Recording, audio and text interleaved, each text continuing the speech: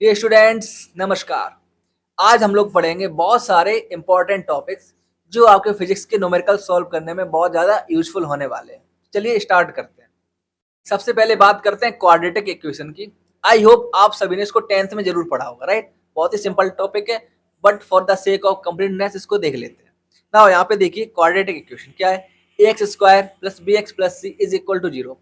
ये होगी इसकी जनरल फॉर्म, राइट। नाउ तो आपको कई बार इक्वेशन के आपको रूट निकालने होंगे, रूट यानी कि एक्स की ऐसी वैल्यू जो इस इक्वेशन को सेटिस्फाई करें। तो यहाँ पे आप सीधा फॉर्मूला यूज कर सकते हो, राइट। इसको बोलते हैं क्वाड्रेटिक फॉर्मूला।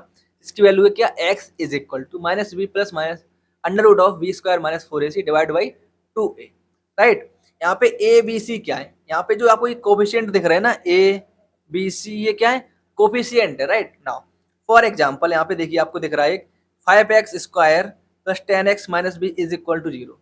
अब यहाँ पे आपको x की ऐसी वैल्यूज निकालनी जो इसको सेटिस्फाई करें। तो सीधी सी बात, हम लोग क्या करें, आइडेंटिफाई करेंगे ए बी सी को।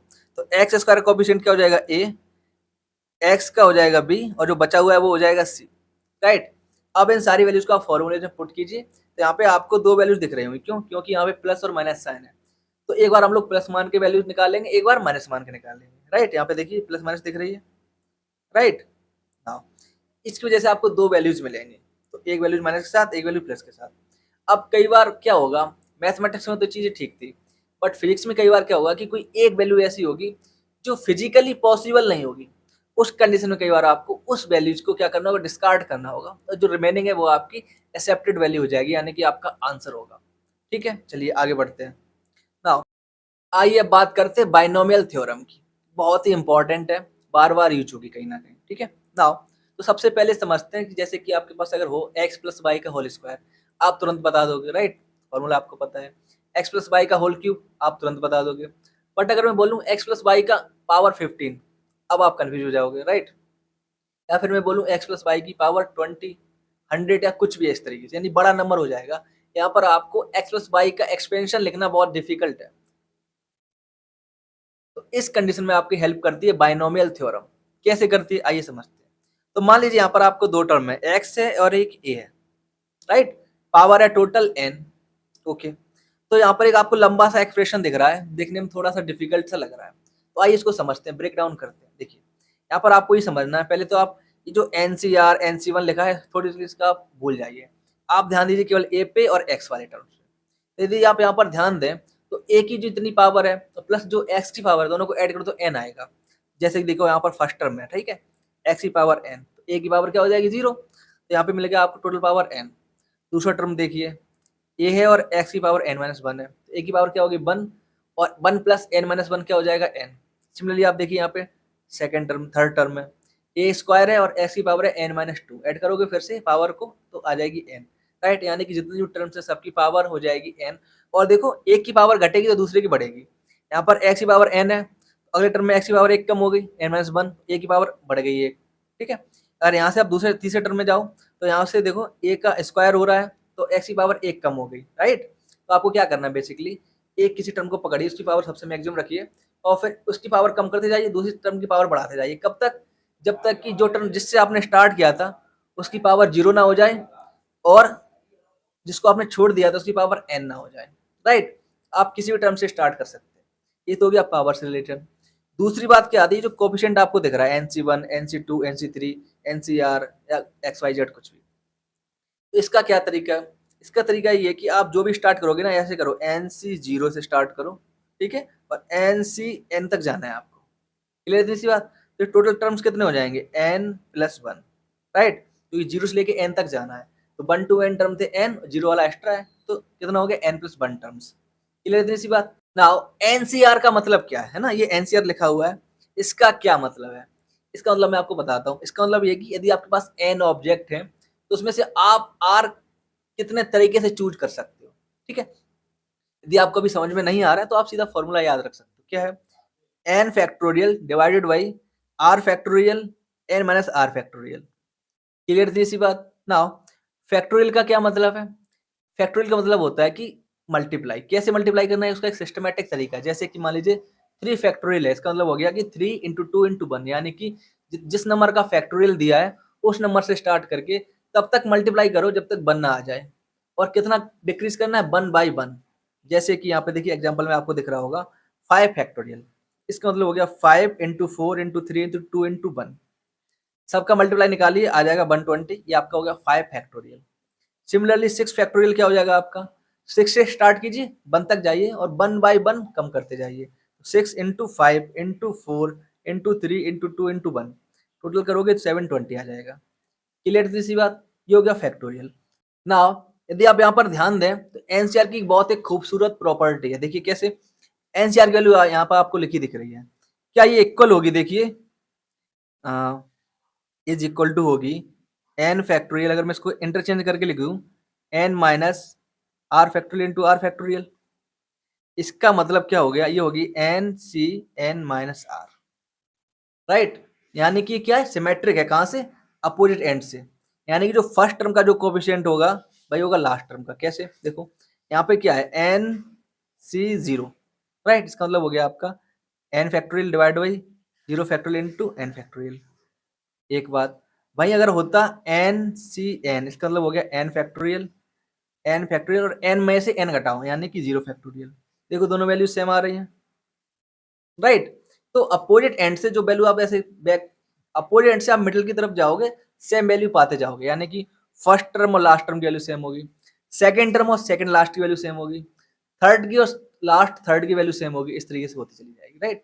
इसलिए मैं आपको बोल रहा हूँ यदि आप यहाँ पे एक्स और ए को इंटरचेंज करोगे ना, तब भी जो सीरीज आएगी आपकी बिल्कुल एग्जैक्टली सेम होगी। आई होप कुछ समझोगे आप, ठीक है। नाउ अब आपके जो फिजिक्स में बार बार यूज होगा वो कुछ इस तरीके का बहुत ही सिंपल एक्सप्रेशन यूज होगा, 1 प्लस एक्स की पावर एन, राइट। तो सिंपली यहाँ पे एक ही जगह आ जाएगा 1, आप सीधी सीधी पूरी इक्वेशन निकाल सकते हो। तो आपको सिंपलिसिटी के लिए क्या मिल जाएगी, देखो 1 plus n x plus n into n minus 1 divide by 2 factorial plus n into n minus 1 into n minus 2 divide by 3 factorial x की पावर 3, राइट। और डॉट डॉट डॉट ऐसे कब तक जाएगा, लास्ट टर्म होगा जहां पर आपको मिलेगा लास्ट टर्म एक्स की पावर एन वाला, ठीक है। नाउ अब देखिए ये तो हो जाएगा आपका लंबा चौड़ा अच्छा सा एक्सप्रेशन, लेकिन जो आपको फिजिक्स में कई बार यूज करने को मिलेगा वो ऐसी वैल्यू होगी जहां पर ये जो एक्स दिख रहा है ना, ये एक एक कंपेरिजन में काफी छोटा होगा, तो वहां पर हम इसको अप्रोक्सीमेट कर सकते हैं। वो कैसे, देखिए अब देखो अगर एक्स छोटा है, राइट, 1 के कंपेरिजन में, यानी कि एक्स कुछ पॉइंट्स में होगा जैसे 0.25 0.35 कुछ भी एक्स वाई जेड, राइट। ना इसका अगर आप इसकी पावर करोगे तो जो वैल्यू आएगी वो और छोटी हो जाएगी, यानी कि अगर एक्स 1 से छोटा है ना तो एक्स स्क्वायर और ज्यादा छोटा होगा, एक्स क्यूब और ज्यादा छोटा होगा, यानी कि पावर बढ़ती जाएगी तो नंबर टोटल वैल्यू कम होती चली जाएगी। तो यदि अगर एक्स जो है वो बहुत छोटा है 1 से, तो हम ये जो हायर पावर वाले टर्म्स इनको क्या कर सकते हैं, इग्नोर, राइट, यानी कि टर्म को हम इग्नोर कर देंगे। हमें क्या मिलेगा, केवल 1 plus n x, right. Now तो यहीं पे जो नीचे है ना वो सेम ही है, देखिए आपको मिल रहा है 1 प्लस एक्स की पावर एन, अप्रोक्सीमेट वैल्यू क्या हो जाएगी 1 प्लस एन एक्स, राइट। कब, जब मॉड एक्स या एक्स की वैल्यू बहुत छोटी है 1 के कंपैरिजन। नाउ सिमिलरली यहाँ पे आपको मिल रहा है 1 माइनस एक्स की पावर एन, एक्स जगह माइनस एक्स पुट कर दीजिए तो आपको 1 माइनस एन एक्स मिल जाएगा। नाउ अभी मैंने आपको जो बताया वहां पर एन की वैल्यू थी, जो पावर है ना वो पॉजिटिव थी, बट कभी कभी आपको निगेटिव भी मिलेगी, ठीक है।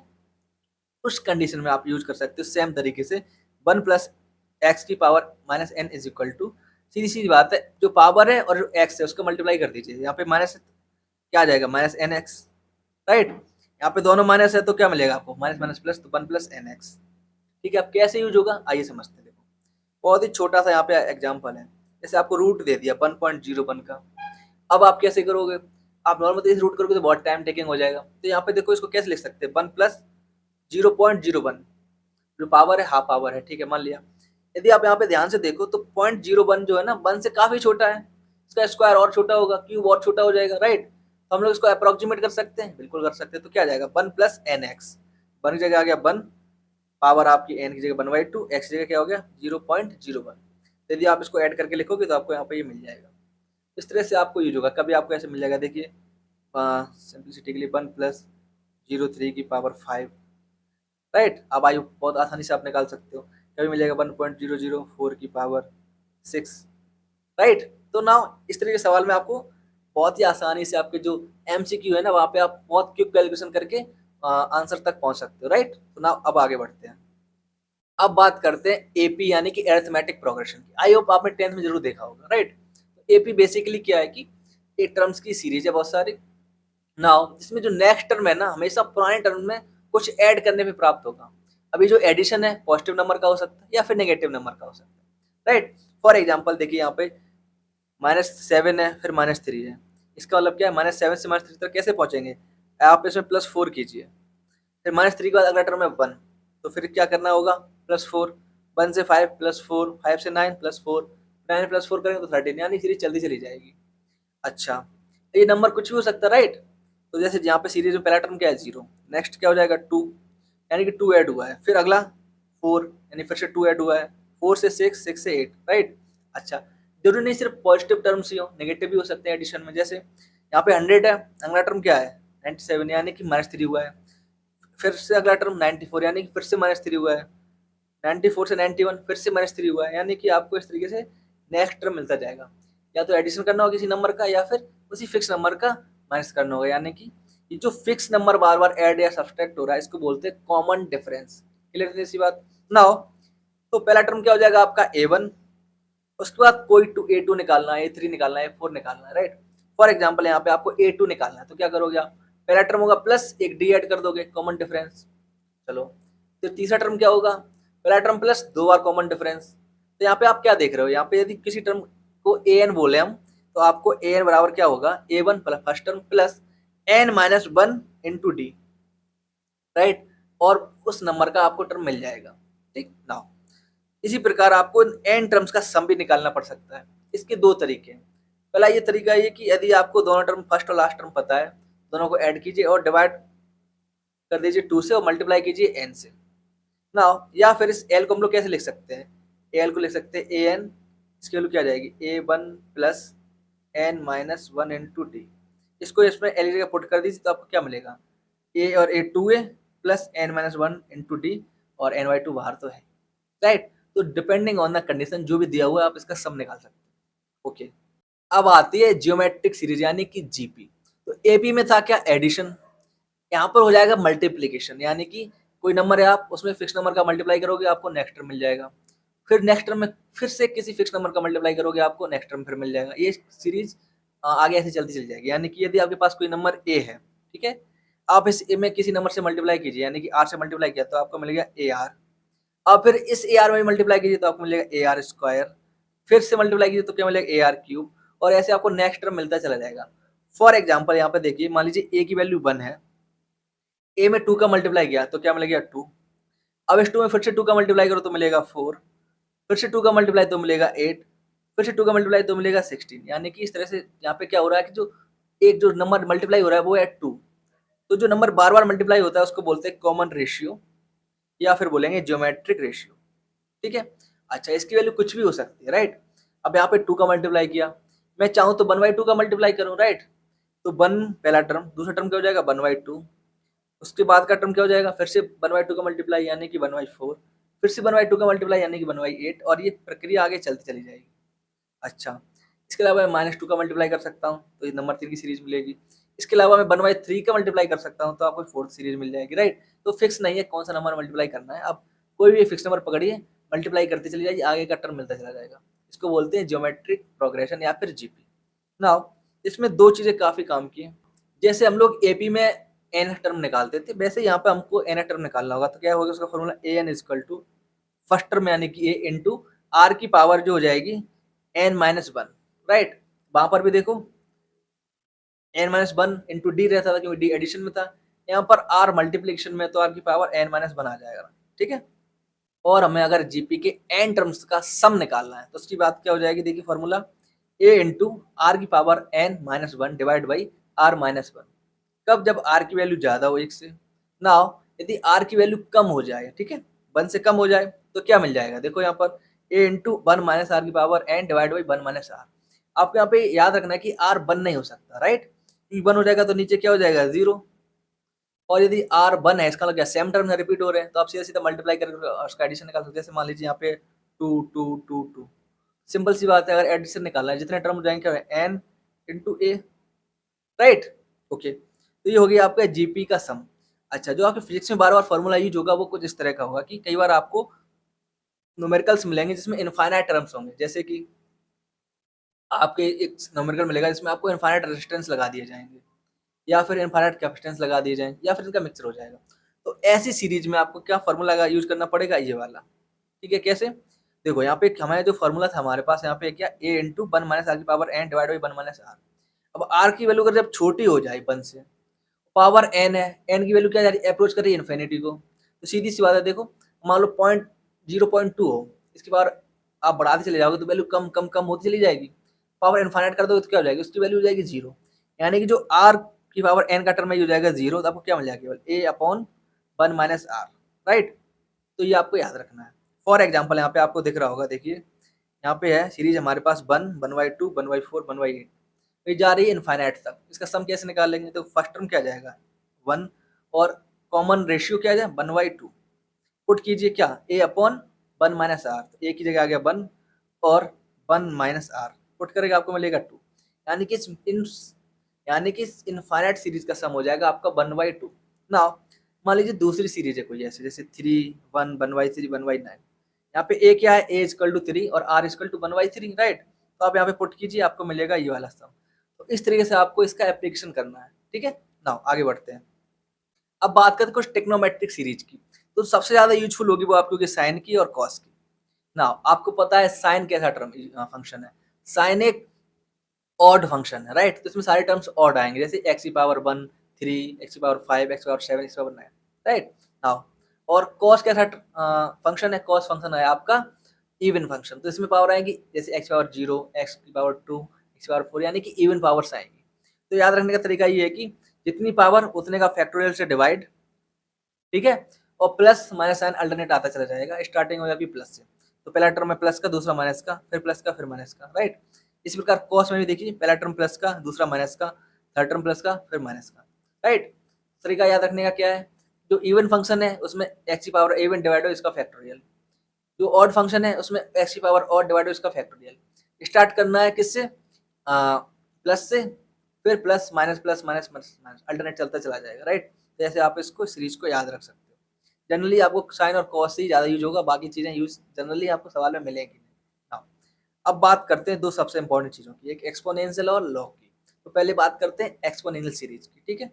तो नाउ यहाँ पर e की वैल्यू डिफाइन की हुई है, कैसे देखिए 1 plus 1 upon 1 factorial plus 1 upon 2 factorial 1 plus 1 upon 3 factorial, ऐसे एक इनफाइनाइट सीरीज चलती चली जाएगी। तो ये अगर इसको सबको आप ऐड करोगे तो नंबर एक आता है 2 से 3 के बीच में, जनरली 2.7 को समथिंग आएगा। इस नंबर को बोल दिया गया है e, ठीक है। नाउ यहाँ पर आप इसको अगर फैक्टोरियल को हटा के लिखना चाहते हो, आपको ऐसे मिल जाएगा 1 plus 1 1/2 plus 1/6 1 upon 24 and dot dot dot, right. Now अच्छा, ये तो हो गया एक फिक्स नंबर। बट अगर नंबर कुछ इस तरीके का हो कि यानी कि हम लोग 10 की पावर कुछ कर दें, 10 की पावर मान लो 5 है, ठीक है, या फिर 10 की पावर, अब ये 5 वेरी हो रहा है, यानी कि यहाँ पे क्या हो सकता है, कोई x वैल्यू हो सकती है। तो इस तरह का फॉर्म में लिखना हो, राइट।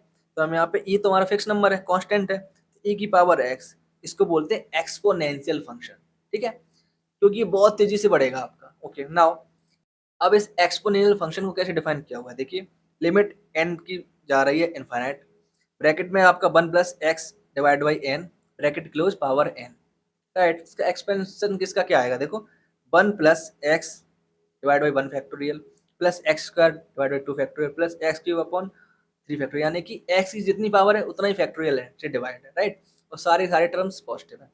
बट मान लो एक्स की पावर नेगेटिव हो जाए, देन ए की पावर माइनस एक्स हो जाए, तो सीधी सी बात है एक्स जगह का पुट कर दी माइनस एक्स, तो क्या होगा, जो और टर्म होंगे ना वहां पर माइनस आना शुरू हो जाएगा।